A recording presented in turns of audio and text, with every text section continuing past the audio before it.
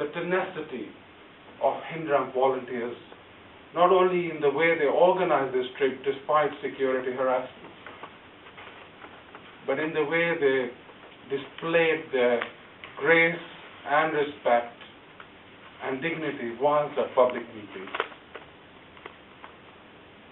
Threats overhanging for them to be arrested because of the actions they were taking in fighting for equality and justice.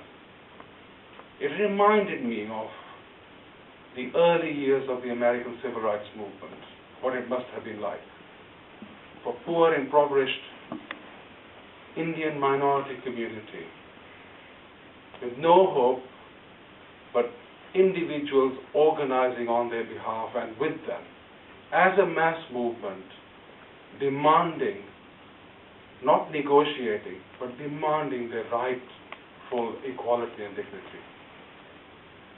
And there can be nothing more important in life than that. Over the years, the work that we've done in this country and abroad, we've been successful in some of the campaigns that we've managed. And I use the word success in a measured way. I mean, you would have heard of the Lawrence case.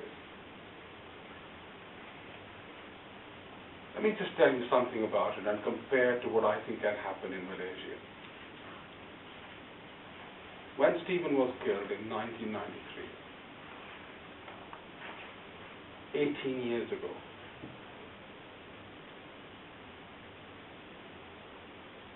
and the family and its campaign pursued justice,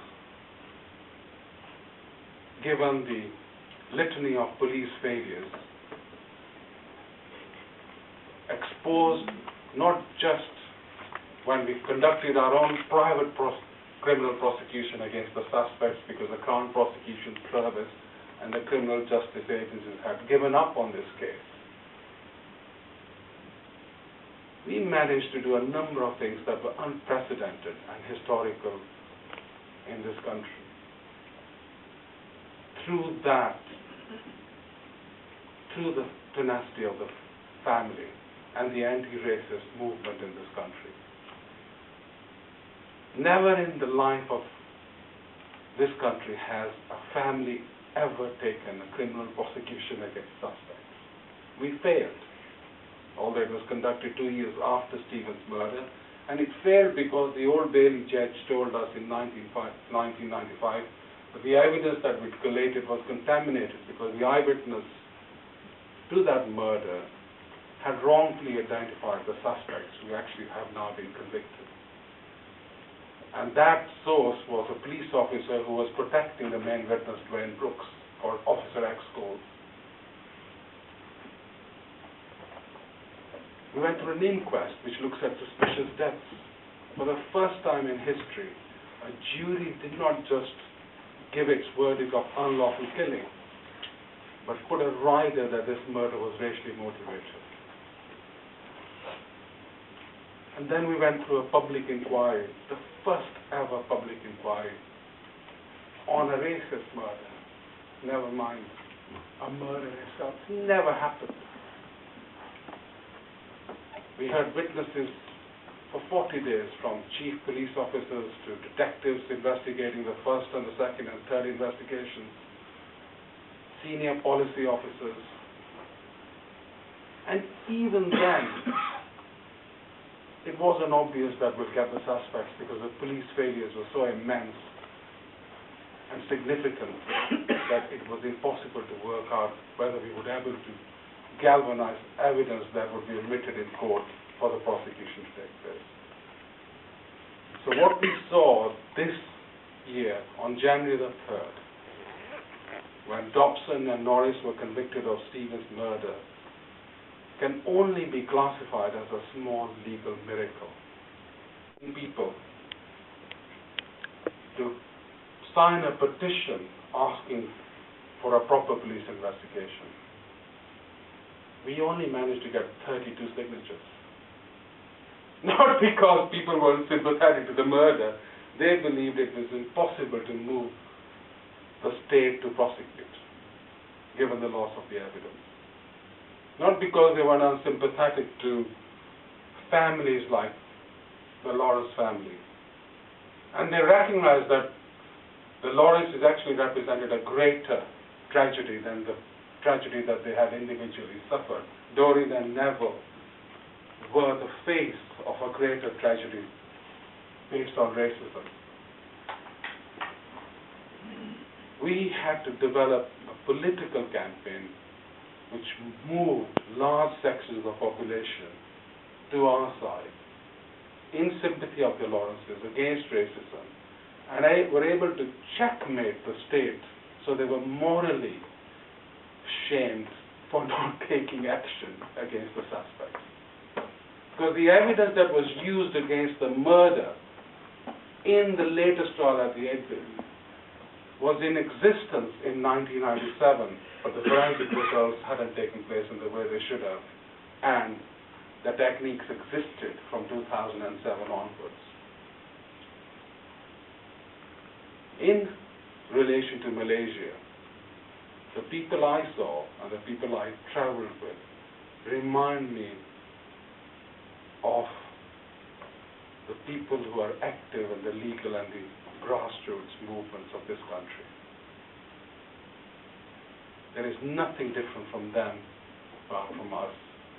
The only factor that is different is the quality of democratic principles that exist in Malaysia itself. And a government that is unaccountable uses constitutional frameworks to institutionally discriminate individuals, arbitrarily arrests without accountability, and holds them in detention to pulverize that support needs to be taken on headfront. If people in Malaysia can galvanize a public meeting despite the government threat of 2,000 people when only lawyers visit them, then surely we can develop a mass campaign in this country to shame the Malaysian government, just as we did the South African government when it legitimized and practiced apartheid, which is exactly the condition of the Indian community in Malaysia. There are inspirational leaders in Malaysia that I met. We don't need to find them. We don't need to create them. One of them is Vatamurthy. And I'm not just saying it because he's a friend of mine.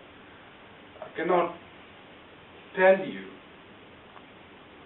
the gravity of someone who suffers asylum away from his country that he loves and is a leader of a mass movement, away from the people that he wants to work for, away from a home that is beautiful, away from the sunshine that is Malaysia, giving up his profession, earning nothing in this country, unrecognized, invisibilized, because he's in a foreign soil. The sacrifices that are made are immense, and we need to begin to recognize them. And the challenge for us is the same challenge that the American Civil Rights Movement and the anti-apartheid movement faced in USA and South Africa. We know that unless there is equality, there will never be justice. And Martin Luther King and Mahatma Gandhi, you may not have to agree with everything they say, realize the importance of battling for justice and peace like no other person has. Martin Luther King, through the Civil Rights Movement, galvanized support in face of the Ku Klux Klan and the Jim Crow laws, which defranchised the black population, unable to vote and register. The Ku Klux Klan organized in 1920s, for example, in Virginia. Over 500 lynchings took place in a matter of 2 years. And when I talk about lynching, I'm talking about random murders of Afro-American people, hung simply because they're black, living in an area which the whites lived at. in face of the churches being desecrated and burned by the Ku Klux Klan.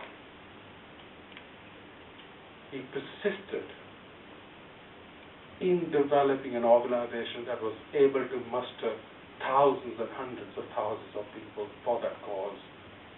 For him, peace and justice were so interconnected that, in his view, true peace wasn't just the absence of conflict, but the presence of justice.